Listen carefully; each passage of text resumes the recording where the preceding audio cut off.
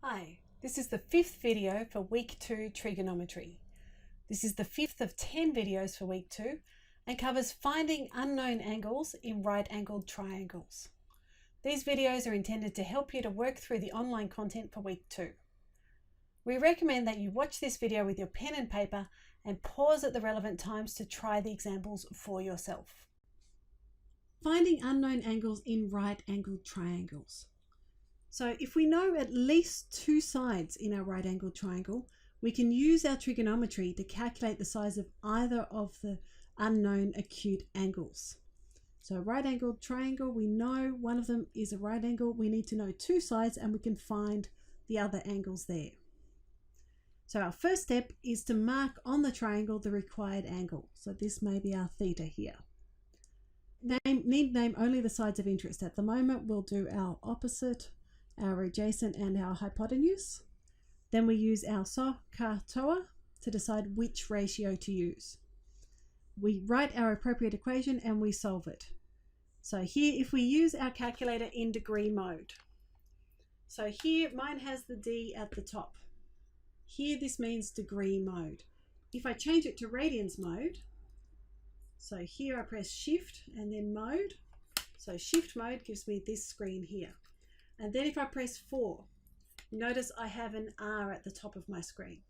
So that means radians mode, and we'll give the answer in radians and we'll go through that further later on. So at the moment I want degrees mode. So I'm going to press shift mode, and then here I see 3 for degrees. And there, your calculator may be slightly different in the numbering, but if you go through the menu structure, it should be fairly simple to work out. So if we look at example 9, we want to calculate the size of the indicated angles in each triangle in degrees and in radians. So here, first of all, we want to find angle A. So this is our angle A. We want to find what this is here. If we look at A, that's our opposite, this is our adjacent, and this is our hypotenuse. And if we write down our SOH-CAH-TOA. So here we have A and H. We're going to use our cosine ratio. So cosine of here, or of A here, is equal to adjacent 2.6 divided by hypotenuse 3.5. So if we were to put this into our calculator, we're going to find what cosine A is. But we don't want cosine A, we want to find what our angle A is. So here we need to find our inverse cosine and our inverse cosine here. So our inverse cosine of the cosine of A leaves us with A is equal to the inverse cosine of 2.6 on 3.5.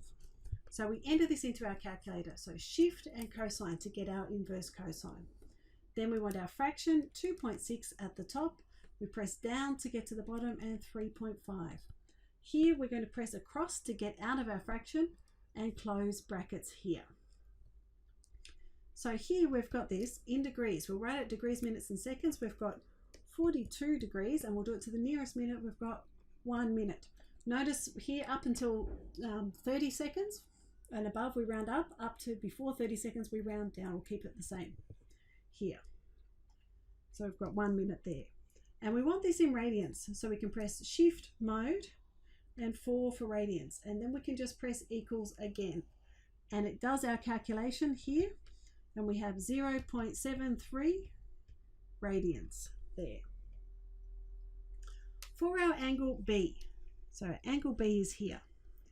So for B, this is still the hypotenuse, but this becomes the opposite. So here, opposite and hypotenuse is our sine ratio. So we know sine of B is equal to, here, 2.6 on 3.5. We want to find our actual angle B, so we're going to find our inverse sine and our inverse sine. So B is equal to the inverse sine of 2.6 on 3.5. So here we'll do this first in radians, as that's what mode we have it in. So shift sine, here we're going to press our fraction button here, 2.6 divided by 3.5. And close brackets and equals.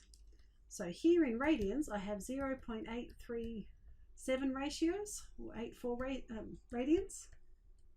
And here I press Shift, Mode, and 3 for degrees, and then I press, it leaves it in radians until I hit equals again, and then it will change it to degrees. And here I've got 47 degrees, 59 minutes, because I'm going to need to round it up because of this 31 seconds at the end. So we notice with this here, these will add together 47 minutes and 47 degrees, 59 minutes. So here plus that 1 minute takes it to 48 degrees. Here plus 42 takes it to 90 degrees. And we know our angle sum of a triangle is 180 degrees. So we already had 90 degrees, and so we know that these two must also add to 90 degrees. So if you find that that hasn't worked for any of your triangles, we need to go through and see where the error is. Okay, so now we want to find our angle Y, and this triangle here is a special type of triangle. We see that we have two sides of the same length. So this one is also 30 centimeters. But we also see that we don't have a right angle in this triangle. But because we have two the same length, this is an isosceles triangle. So an isosceles triangle has two exactly the same length. These two are the same angles, and I can split this straight down the middle, and that is a right angle. So I know that splits down the middle because it's an isosceles triangle. I can split it in the middle. I have 30 centimeters.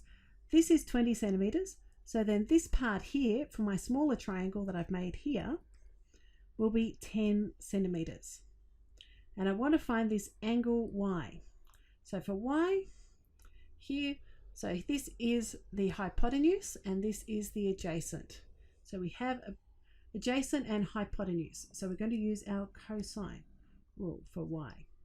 Cosine of Y is equal to 10 over 30. So we're going to find our inverse cosine here and our inverse cosine. So Y is equal to our inverse cosine of 10 over 30. We can cancel a 0 of 1 over 3. It just saves us a little bit of type work there. So we want shift cosine fraction 1 over 3 out of our bracket, out of our thing, and equals. So here, degrees, minutes, seconds, I've got 70 degrees, 32 minutes. So I need to round up.